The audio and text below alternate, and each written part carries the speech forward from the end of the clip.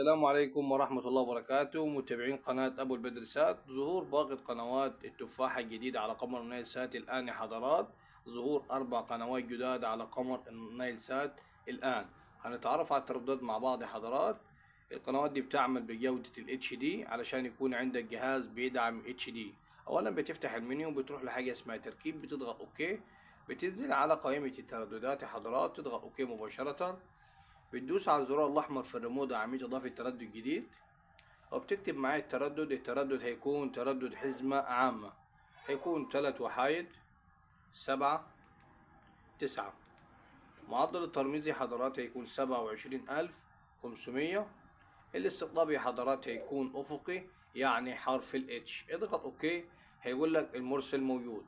طيب القنوات ما نزلتش معاك، هتعمل حذف للتردد يا حضرات نهائي من على القمر النايل سات، وترجع تضيفه مرة أخرى، وهستعرض معاك القنوات الجديدة اللي نزلت مع بعض.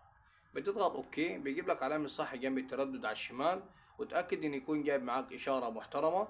هتدوس على الزرار الأزرق في الريموت عملية البحث. هنا حضرات مش هتعمل أي شيء في أي خانة هنا غير كلمة البحث عن الشبكة دي، خليها غلق، ما تخليهاش فتح غير لو تضيف تردد شبكي. اضغط اوكي، مبروك عليك، القنوات هتنزل. هينزل معاك التردد ده حضرات حوالي 24 قناة. هنستعرض مع بعض القنوات الجديدة اللي نزلت. هنقول صدق الله العظيم. أول قناة معانا حضرات وهي قناة زمان أهي، هتوقف معاك بنفس اللوجو ده. تاني قناة حضرات وهي حكايات. تالت قناة وهي أفلام، بياخد برضه الوقت عشان تفتح أهي أفلام. رابع قناة اللي هي الدراما يا حضرات أهي. والتردد زي ما حضراتكم شايفين 3 1 9 و70. خد في قناة نزلت جديدة معاهم، يلا بالمرة أهي.